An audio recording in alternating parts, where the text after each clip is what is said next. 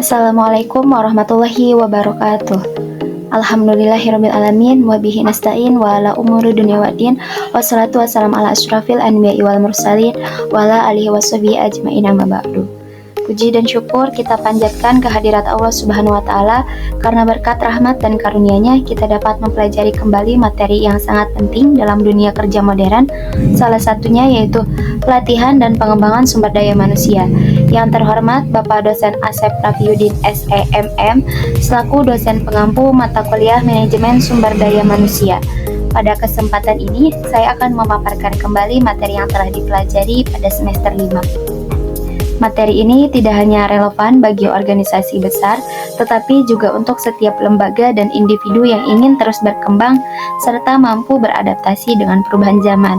Melalui penjelasan kali ini, semoga kita akan semakin memahami bagaimana pelatihan dan pengembangan sumber daya manusia berperan besar dalam peningkatan kualitas karyawan, produktivitas organisasi, dan mutu layanan. Semoga penjelasan ini juga yang akan saya sampaikan dapat diterima dengan baik sebagai salah satu bentuk pemenuhan tugas UTS mata kuliah Manajemen Sumber Daya Manusia.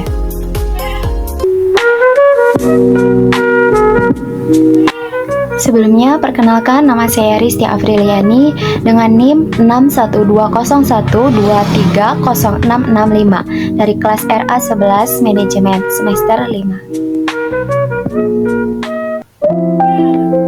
Untuk pendahuluan, pelatihan dan pengembangan sumber daya manusia atau yang biasa kita sebut sebagai pelatihan dan pengembangan sumber daya manusia itu merupakan bagian yang sangat penting dalam setiap organisasi, baik perusahaan, lembaga pendidikan maupun instansi pemerintahan.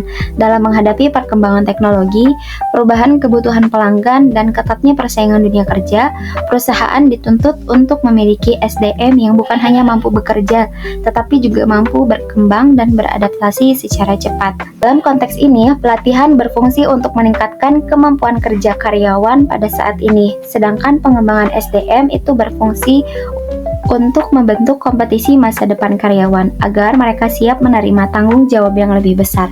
Tanpa pelatihan dan pengembangan yang terencana, perusahaan akan mengalami kesulitan untuk mempertahankan kualitas kinerjanya.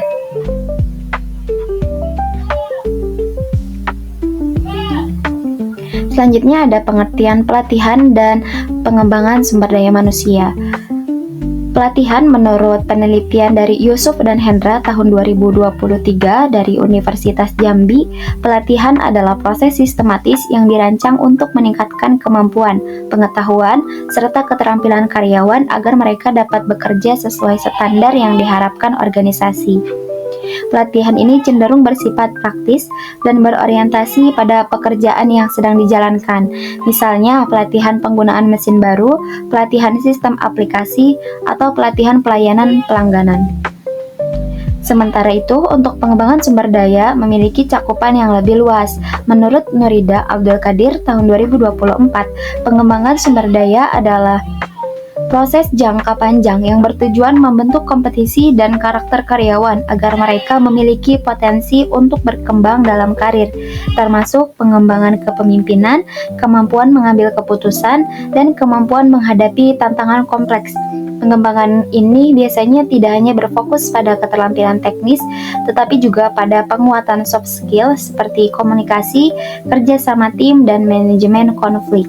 Dengan kata lain, pelatihan memperbaiki kemampuan kerja saat ini, sedangkan pengembangan sumber daya manusia mempersiapkan kemampuan kerja untuk masa depan.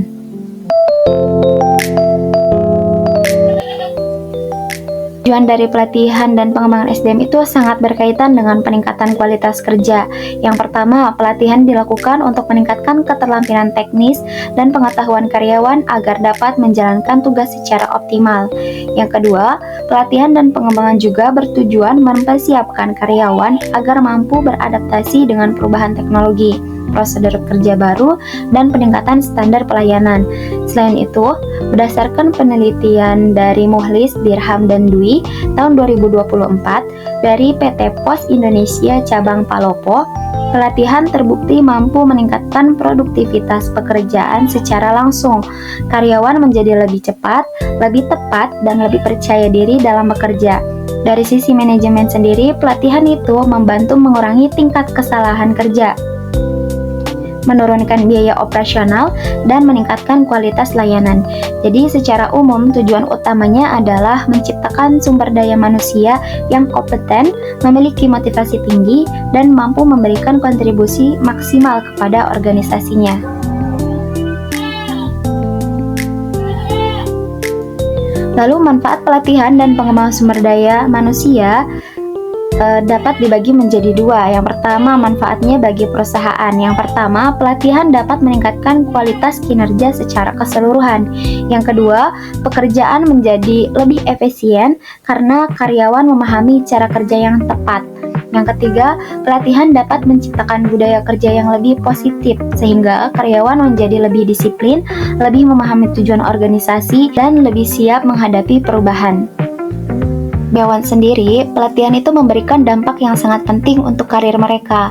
Yang pertama, dengan mengikuti pelatihan, karyawan memperoleh pengetahuan baru. Yang kedua, keterampilan baru. Yang ketiga, pengalaman berharga yang meningkatkan kepercayaan diri mereka dalam bekerja. Dan yang keempat, pelatihan juga membuka peluang untuk kenaikan jabatan, karena karyawan yang lebih kompeten biasanya menjadi prioritas dalam promosi jabatan. Nah, untuk manfaat lainnya adalah meningkatkan rasa memiliki terhadap perusahaan. Karena ketika perusahaan memberikan perhatian kepada pengembangan diri karyawannya, mereka merasa dihargai dan lebih loyal terhadap tempat kerjanya.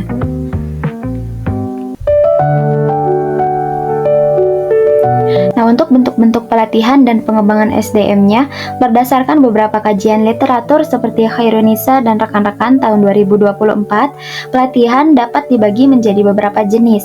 Yang pertama, pelatihan teknis, yaitu pelatihan yang berhubungan langsung dengan pekerjaan, seperti pelatihan operasional mesin, penggunaan perangkat digital, atau prosedur administrasi. Pelatihan ini sangat penting, kenapa? Karena untuk memastikan karyawan bekerja sesuai standar. Yang kedua, pelatihan soft skill. Pelatihan ini lebih berfokus pada kemampuan non-teknis, seperti cara berkomunikasi, kemampuan bekerja sama dalam tim, kedisiplinan, kreativitas, dan kemampuan memecahkan masalah. Soft skill ini sangat diperlukan karena pekerja tidak hanya membutuhkan kemampuan teknik, tetapi juga kemampuan berinteraksi dengan orang lain. Yang ketiganya, pelatihan berbasis kompetisi. Pelatihan ini mengacu pada standar kompetisi tertentu yang ditetapkan perusahaan atau lembaga profesional, misalnya standar kompetisi perawat, guru, customer service, atau staf keuangan. Pelatihan berbasis kompetisi biasanya lebih terstruktur dan hasilnya dapat diukur melalui sertifikasi.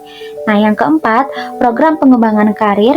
Pengembangan ini lebih diarahkan pada persiapan jangka panjang seperti coaching, mentoring, job rotation, dan pendidikan formal lanjutan. Pengembangan karir sangat bermanfaat bagi karyawan yang dipersiapkan untuk promosi manajerial atau pemimpin masa depan.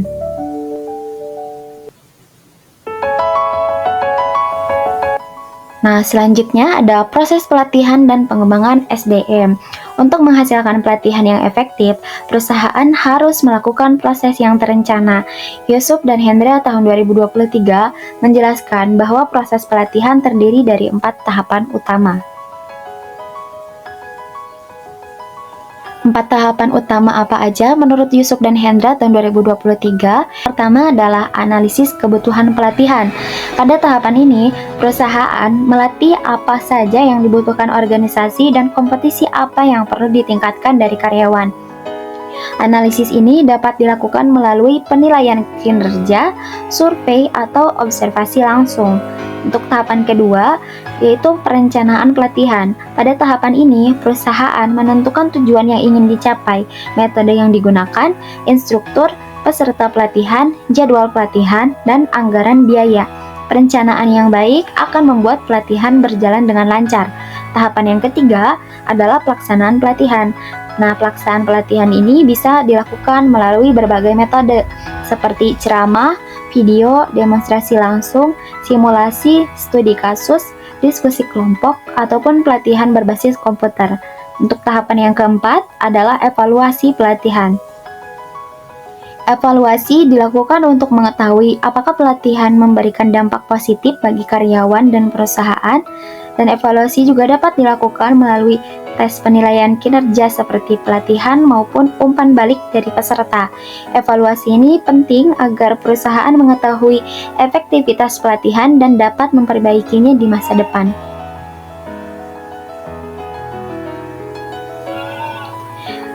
Selanjutnya ada contoh studi kasus dari pelatihan dan pengembangan di PT Siloam Hospital Surabaya. Jadi menurut penelitian Nurida Abdul Qadir tahun 2024, PT Siloam Hospital ini menghadapi masalah terkait mutu pelayanan akibat beberapa karyawan baru belum memahami standar operasional rumah sakit. Nah, untuk mengatasi masalah tersebut, rumah sakit melaksanakan pelatihan berbasis kompetisi yang mencakup pelatihan pelayanan pasien, pelatihan komunikasi, dan simulasi penanganan pasien. Hasilnya sangat efektif, karena setelah mengikuti pelatihan, karyawan menjadi lebih profesional, lebih sigap dalam menangani pasien, dan lebih terampil memahami SOP. Nah, tingkat kepuasan pasien sendiri meningkat karena kinerja staf yang naik dan perusahaan mengalami penurunan tingkat kesalahan kerja. Hal ini membuktikan bahwa pelatihan dan pengembangan SDM sangat penting untuk menjaga mutu layanan. Untuk studi kasus yang kedua, ini dari PT Pos Indonesia Cabang Palopo. Penelitian lain ini dilakukan oleh Muhlis, Dirham, dan Dwi tahun 2024 di PT Pos Indonesia Cabang Palopo. Mereka meneliti dampak pelatihan terhadap kinerja karyawan di sektor jasa pengiriman. Para peneliti menemukan bahwa pelatihan teknis seperti pelatihan pengelolaan paket dan penggunaan sistem barcode memberi dampak signifikan terhadap peningkatan akurasi dan kecepatan pelayanan. Selain itu, program pengembangan SDM sendiri membantu karyawan beradaptasi dengan teknologi digital yang semakin berkembang. Dengan adanya pelatihan yang terstruktur, PT Pos Indonesia mampu meningkatkan kualitas layanan kepada masyarakat dan menjaga kepercayaan pelanggannya.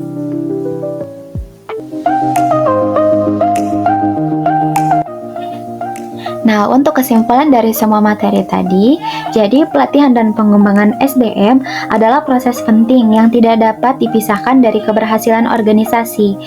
Karena pelatihan itu meningkatkan kemampuan kerja jangka pendek, sementara pengembangan SDM meningkatkan potensi jangka panjang karyawan. Nah, kedua hal ini membantu organisasi beradaptasi dalam lingkungan kerja modern yang penuh perubahan. Penelitian di Indonesia sendiri menunjukkan bahwa pelatihan dan pengembangan SDM terbukti dapat meningkatkan produktivitas, meningkatkan kualitas layanan, mengurangi kesalahan kerja, serta membangun motivasi dan loyalitas karyawan. Dengan penerapan proses pelatihan yang baik, organisasi dapat memiliki SDM yang kompeten, profesional, dan siap bersaing.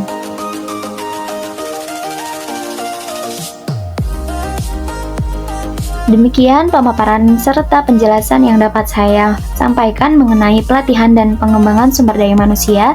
Di sini juga terdapat daftar pustaka dengan sumber yang tercantum sesuai dengan penjelasan materi yang tadi telah disampaikan. Semoga materi yang saya sampaikan ini dengan beberapa sumber penelitian yang tertera di daftar pustaka ini dapat memberikan pemahaman yang lebih jelas mengenai pentingnya pengembangan kompetisi dalam dunia kerja modern, serta bagaimana organisasi dapat meningkatkan kinerja melalui SDM yang berkompeten dan produktif. Saya mengucapkan terima kasih kepada Bapak Asep Rafiuddin SEMM selaku dosen pengampu mata kuliah Manajemen Sumber Daya Manusia atas bimbingan dan ilmu yang telah diberikan. Semoga apa yang telah saya sampaikan ini dapat diterima sebagai bagian dari pemenuhan tugas UTS dan menjadi manfaat bagi kita semua. Akhir kata, marilah kita terus berusaha meningkatkan kemampuan diri, beradaptasi dengan perkembangan zaman, dan memperbaiki kualitas kerja demi masa depan yang lebih baik. Wassalamualaikum warahmatullahi wabarakatuh.